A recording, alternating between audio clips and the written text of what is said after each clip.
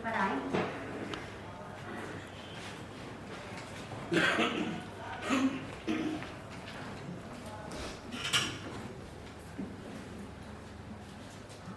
आज के इस प्रोग्राम की ऑर्गेनाइजर राइटर जिन्होंने आज ये किताब लिखी है और इसका विमोचन होने वाला है, आशा बोमला जी, आप बधाई की पात्र हैं।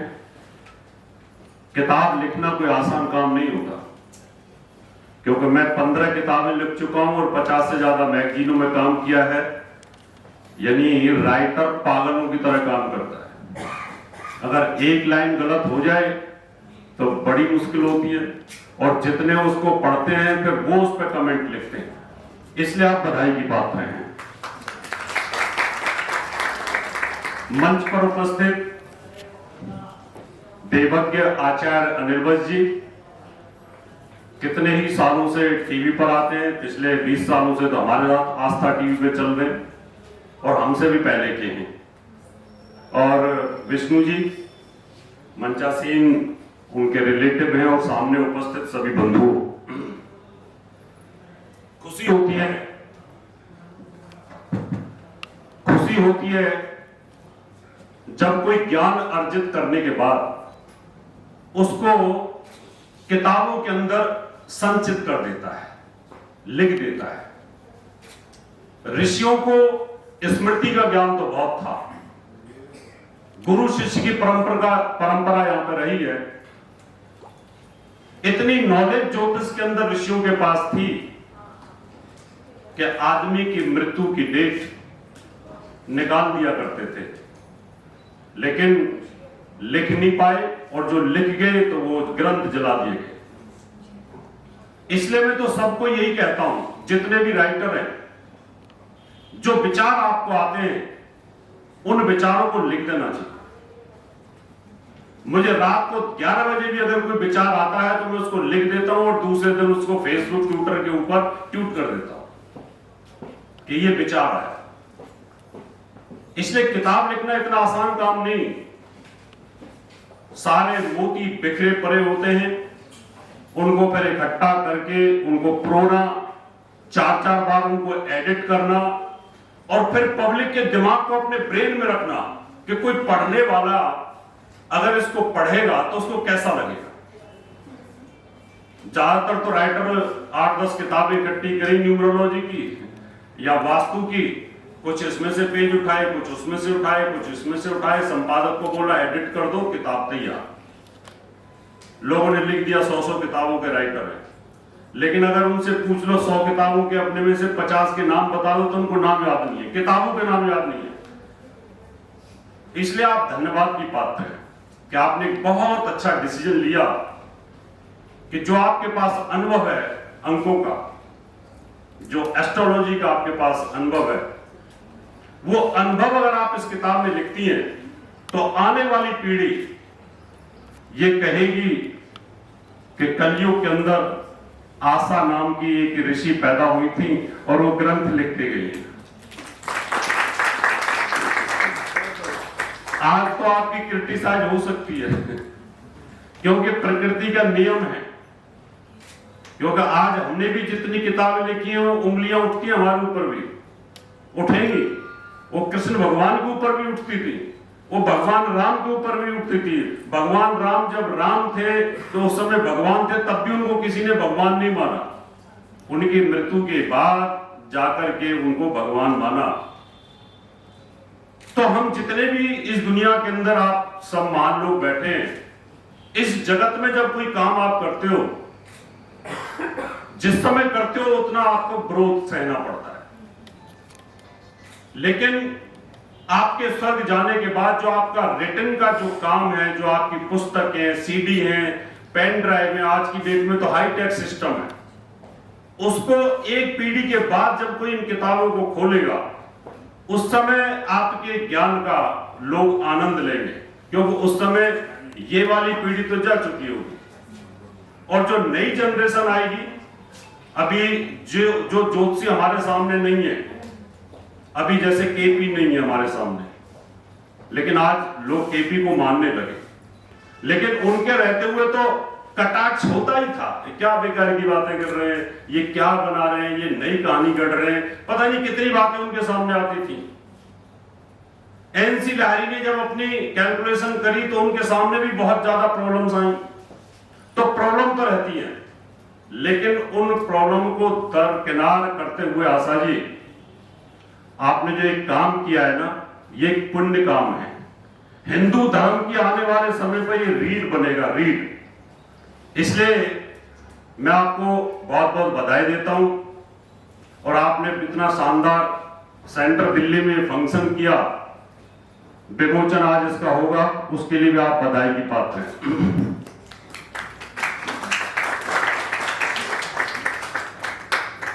अभी मैं इंडेक्स पढ़ रहा था, तो जो राइटर होता है ना, वो राइटर की भाषा समझ जाता है। मैंने कहा इनकी इंडेक्स पढ़ लेता हूं तो उसी से मैं बोल लूंगा। भाई बड़े बड़े जो लेखक होते हैं वो किताब का इंडेक्स देखेंगे या सिर्फ उसका नाम देखेंगे? इंडेक्स से तो पूरा पता चल जाएगा कि किताब में क्या लिखा होगा, और किताब के नाम से पता चल जाएगा कि इसके अंदर होगा क्या।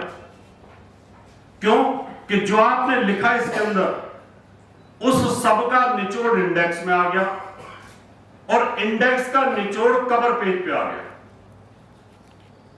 आशा के अंक, इसका मतलब आपने लिखा है इसके अंदर। तो आज मैं आपको अंक ज्योतिष की जानकारी दूंगा। अंक होते क्या है, इनका वैज्ञानिक रहस्य क्या है, न्यूमरोलॉजी कैसे काम करती है। आप कल्पना करें कि जिस समय सृष्टि की रचना हुई थी और कोई पढ़ा लिखा नहीं था, उस समय तो सब अनपढ़ ही थे, तो कैसे कैलकुलेशन शुरू हुई होगी? कहीं से तो शुरुआत हुई होगी। तो मुझे एक वायका याद आता है कि गांवों के अंदर अनपढ़ लोग बहुत पहले हुआ करते थे। तो किसी पढ़े लिखे आदमी से उन्होंने 100 की गिनती करवा ली। तो पहले मुझे एक वायका याद आता है कि पहले ऐसे ना एक रहट चला करते थे। अब वो क्या 100 कंकड़ गिन के इकट्ठे करवा लेते थे किसी से। तो ये पता चल जाता था कि भाई जो बैलों की जोड़ी है, इसने कितने चक्कर काट लिए। वो आके और एक को उठा के इधर रख देते, फिर दूसरे को उठा के रख देते, ऐसे रख देते। जब 100 हो जाते थे तो उसका नंबर चेंज हो जाता। इसका मतलब अनपढ़ आदमी भी काउंटिंग करने का तरीका ढूंढता था। जब इस सृष्टि की उत्पत्ति हुई तो सबसे ज्यादा चमकीला स्टार सूर्य था, सूर्य था। अब मान लो मुझे कोई चमकीला स्टार दिखता है तो मैं ऐसे तो देखूंगा नहीं इसको, ऐसे भी नहीं देखूंगा, ऐसे ही देखूंगा इस तरीके से। तो हिंदुस्तान ने अंकों को हिंदुस्तान ने दिया, सभ्यता हिंदुस्तान ने दी, इसलिए पहला अंक ये बना, एक सीधा। और इस एक अंक के अंदर सूर्य का प्रभाव आया, क्योंकि सबसे बड़ा स्टार सूर्य था। जब वो चमक रहा था तो सबने कहा ये सूर्य है, और सब लोगों को ये पता चला कि सूर्य से हम चलते हैं। इसलिए जिन पर सूर्य का प्रभाव होता है, जिन पर एक नंबर का प्रभाव होता है, एक तिथि का प्रभाव होता है। पहले तो हमारी 30 तिथियां थी, बाद में अंग्रेजों वाली तिथि आ गई, लेकिन उस समय भी इन तिथियों का प्रभाव था 1 2 3 4 5 का। तो एक नंबर सूर्य को मिला। दूसरा चमकता हुआ स्टार चंद्रमा था। दिन में सूर्य चमकता है, रात को चंद्रमा चमकता है। तो उन्होंने सोचा इसको भी ऐसे करेंगे तो भी ठीक नहीं, तो उन्होंने कहा 2, यानी कुछ लोगों ने क्या किया, 2 डंडे। तो 2 डंडे में भी 2 आता है, और कईयों ने क्या किया, ऐसे 2, तो 2 नंबर चंद्रमा को मिल गया। दोनों में अपोजिट फर्क है, क्योंकि ये सीधा है और ये ऐसे है। तो एक नंबर जिसका होगा वो व्यक्ति सूर्य से संचालित होता है। उसकी नेचर डोमिनेटिंग होती है, प्लानर होता है, सत्ता से जुड़ा होता है, रूल करना जानता है, और उसकी जो नेचर होती है उसकी ऑर्गेनाइजेशन पावर बड़ी अच्छी होती है, बहुत अच्छा वक्ता होता है, राजसत्ता से जुड़ा होता है, क्रोधी थोड़ा होता है, सूर्य का स्वभाव क्रोध का है, गर्मी का है। तो 1 नंबर और 2 नंबर जस्ट इसका अपोजिट होता है। अब 2 नंबर में जो प्रभाव आशा जी ने अगर लिखे हैं, सूर्य अग्नि कारक है, आग उगलता है, चंद्रमा शीतल है, तो इसका मतलब 2 नंबर वालों पर किसका प्रभाव आ गया? शीतलता का प्रभाव आएगा ही आएगा। 1 नंबर पे ताप का प्रभाव आ गया सूर्य का, 2 नंबर पे उसका प्रभाव आ गया। तीसरे नंबर पे चमकता हुआ सितारा होता है बृहस्पति। तो लिखने वालों ने पहले 1 कर दिया, फिर 2 कर दिया, फिर 3 कर दिया ऐसे। अब ये नेचुरल प्रोसेस है। नेचुरल कैसे? आप अपने बच्चे को बोलिए कुछ लिख, वो सीधे पहले ऐसे लाइन खींचेगा। जब वो लाइन का एक्सपर्ट हो जाता है, फिर वो ऐसे घुचड़ करता है ऐसे, फिर वो 2 नंबर लिखता है, फिर 3 नंबर लिखते हैं, फिर 4 लिख देता है, फिर उसको प्रैक्टिस हो जाती है। इसका मतलब ये था कि जो स्टार्ट में जिन्होंने नंबर लिखे उनकी प्रैक्टिस पहले 1 थी, फिर 2 थी, फिर 3 थी। तो 3 नंबर पर बृहस्पति होता है। बृहस्पति, देवगुरु बृहस्पति तीसरे नंबर पर सबसे ज्यादा चमकीला है और वो ज्ञान का कारक होता है। जो व्यक्ति 3 नंबर से रिलेटेड होते हैं उन व्यक्तियों के अंदर ज्ञान भरपूर होता है, उनका भाग्य भी अच्छा होता है, पुनर्जन्म में भी उनका अच्छा जन्म होता है, लिखने पढ़ने की कला बहुत अच्छी होती है, वैज्ञानिक, साइंटिस्ट, एस्ट्रोलॉजर, नेता, ये सब हो जाते हैं, उनमें बहुत बड़े प्रभाव होते हैं। फिर उसके बाद ये 1, 2, 3 के बाद 4 नंबर ले लिया, ये राहु का नंबर है। लेकिन हमारी वैदिक पद्धति में अलग है और जो कीरों ने पद्धति ली उसमें राहु को लिया। 5 नंबर बुध का होता है, यानी अगर आप 5 नंबर से रिलेटेड हैं तो जैसे बुध का प्रभाव होता है, बुध बहुत फास्ट है, उसकी मेमोरी बहुत अच्छी होती है, उसका वे ऑफ टॉकिंग बहुत अच्छा होता है, वो मार्केटिंग का काम बहुत अच्छा करता है, वो दलाली का काम बहुत अच्छा करता है, एक्सपोर्ट इंपोर्ट के काम बहुत अच्छे कर लेता है। यानी जो वे ऑफ टॉकिंग, दिमाग और बुद्धि से संबंधित जितने भी काम है वो 5 नंबर वालों पे बड़े जितते हैं। अब दिमाग और बुद्धि से संबंधित तो कंसल्टेंसी होती है, वकील भी होते हैं, रिपोर्टर भी होते हैं, पढ़ाने वाले भी होते हैं, टीचर भी होते हैं, सेल परचेज का काम करने वाले भी होते हैं। तो जिनका 5 नंबर है उनको ये चीजें सूट करती हैं। लेकिन नंबर और हमारे शरीर के साथ प्रभाव क्या है? प्रभाव इसलिए होता है कि जिस समय हम पैदा होते हैं उस समय ये नंबर हमारा पीछा करते हैं। At the time of birth कौन कौन से ग्रह कहां पर थे, कौन कौन से ग्रह कितने बलवान थे, उनकी रोशनी हमारे पास आई। अगर 5 नंबर की रोशनी, उस समय बुध की रोशनी अगर मेरे ऊपर ज्यादा प्रभाव है तो 5 नंबर से रिलेटेड मैं काम करूंगा। 6 नंबर शुक्र का होता है, फिल्म इंडस्ट्री से रिलेटेड, फैशनेबल, मॉडल, एक्टिंग, संगीत, ये जितने भी, यानी आदमी साफ सुथरा रहना, गाना बजाना और भोजन, बहुत सारी चीजें ऐसी होती हैं संगीत से रिलेटेड होती हैं। 7 नंबर नेपच्यून का होता है, केतु का नंबर होता है। हमारे यहां पर अंकों में राहु और केतु का नंबर वैदिक में नहीं है, लेकिन कीरों ने दिए हैं। तो कीरों का भी अनुभव न्यूमरोलॉजी में बड़ा जबरदस्त था। 8 नंबर ऐसे थोड़ा उलझा हुआ होता है, ये शनि से रिलेटेड होता है। जिनका 8 नंबर है उनके 2 तरह के स्वभाव होते हैं। एक तो 2 तरह के इसलिए वो 2 गोलों से मिलता है, एक तो 2 गोलों में अलग अलग, और फिर दोनों का मिल जाए तो 8 नंबर। 8 नंबर वाला एक गोले पे काम करेगा तो हो सकता है वो स्लो करे, जब दोनों पे मिला के काम करेगा तो हो सकता है बहुत फास्ट। तो अगर 8 नंबर आपका है तो इतनी डिटर्मिनेशन होती है, इतना अनुभव होता है, इतना एक्सपीरियंस होता है, जैसे शनि के अंदर होता है, बहुत एक्सपीरियंस्ड प्लेनेट होता है।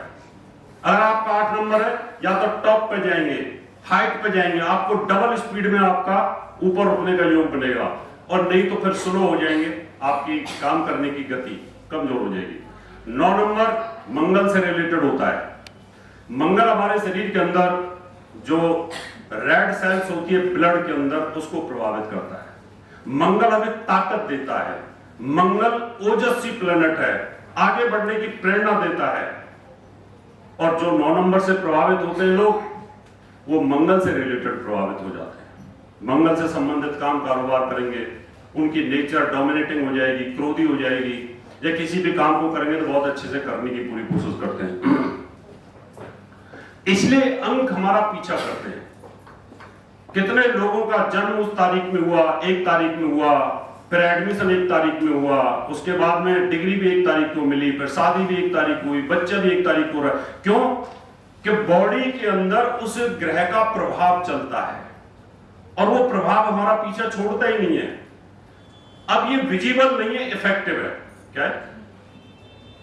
अंक ज्योतिष विजिबल नहीं है, इफेक्टिव है, और ज्योतिष भी विजिबल नहीं है, इफेक्टिव है।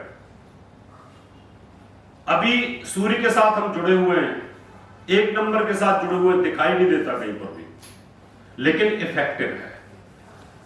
ये मोबाइल कहां जुड़ा हुआ है कोई नहीं दिखा नहीं सकता, लेकिन ये वर्किंग मोड पर है। अभी घंटी बज सकती है इसके अंदर तुरंत और ये बात करेगा। ऐसे ही हमारा जो ब्रेन होता है, ब्रेन ये ग्रहों के साथ लिंक होता है, ये अंकों के साथ लिंक होता है, और जैसे ही कुछ ना कुछ अंकों में परिवर्तन होता है, हमारे अंदर परिवर्तन होता है। अगर ग्रहों में कोई परिवर्तन होता है तो हमारे अंदर भी परिवर्तन होता है। अगर ऐसा ना होता तो अमावस्या के दिन डिप्रेशन और पूर्णिमा के दिन क्रोध ना आता। पूर्णिमा के दिन पागल खाने में डॉक्टरों की संख्या बढ़ानी पड़ जाती है क्योंकि पागलों की हरकतें बढ़ जाती है, और अमावस्या के दिन डिप्रेशन आता है। अब हर घर में महीने में 1-2 दिन तो कलेश होता ही है, मियां बीवी का हो जाए, बच्चों को लेकर के हो जाए। अब आप ये देख रहे, जब घर में कलेश हो तो कौन सी तिथि है, अमावस्या है या पूर्णिमा है, या आज चंद्रमा राहु के साथ एडजस्ट हो गया कहीं ना कहीं जाकर के, तो डिप्रेशन आ रहा है। एक जैसा स्वभाव होता ना फिर अगर ग्रहों से प्रभावित ना होते। स्टीफन हॉकिंग्स एक अपंग वैज्ञानिक था, उसका आर्टिकल पढ़ रहा था मैं। वो लिखता है कि भगवान है ही नहीं, ज्योतिष है ही नहीं, पुनर्जन्म है ही नहीं। मैं कहा जब इसने सोचा ही नहीं इधर तो पता कहां से लगेगा। आप जिधर सोचना नहीं चाहते उधर तो आप नेगेटिव है, अगर आप इधर सोचना ही चाहते तो आप पॉजिटिव ही पॉजिटिव है। अगर आशा जी ने एस्ट्रोलॉजी पर रिसर्च की है तो ये समझ जाएंगी ना कि अंकों का रहस्य क्या है, ये अंक भगवान ने बनाए क्यों, ग्रह भगवान ने बनाए क्यों हैं, इनका प्रभाव क्या है। इसलिए एस्ट्रोलॉजी एक साइंस है, न्यूमरोलॉजी भी साइंस के थ्रू काम करती है, केमिस्ट्री भी ये साइंस के थ्रू काम करती है। आदमी का हाथ देख करके हम ये बता देते हैं कि इस व्यक्ति की नेचर क्या है। आदमी का औरत का हाथ देख करके पता चल जाएगा कि औरत की वैवाहिक जीवन क्या है, इसका हार्ट क्या कहता है, बीमारियां क्या है। जब आदमी इतनी दूर से हाथ देख करके बता सकता है तो इसका मतलब हाथ के अंदर और हाथ की रेखाओं के अंदर भी कहीं ना कहीं गर्भ के टाइम से ग्रहों का प्रभाव होता है। इसलिए ज्योतिष अपने आप में पूर्ण साइंस है, सिर्फ इसको रिसर्च करने की जरूरत है। अगर आप इसको रिसर्च करते हैं तो निश्चित तौर पर इसका लाभ मिलता है। मैं बहुत बहुत धन्यवाद देता हूं। अंत में आशा जी, आप वाकई बधाई की बहुत पात्र हैं कि आपने इतना शानदार काम किया, और मैं तो यहां बैठे हुए और सभी ज्योतिषियों को यह भी कहूंगा कि आप भी लिख डालो, कि जितना लिखोगे तो ये कि जो टाइम है ना, पीक आवर्स है, वो सब आपके काम आएगा। अंत में फिर दोबारा से आप सबका धन्यवाद देता हूं, मंचासीन सभी लोगों को धन्यवाद करता हूं, और आशा जी आपने बहुत अच्छा काम किया। मैं आपको भूरी भूरी आपको बहुत बहुत धन्यवाद देता हूं।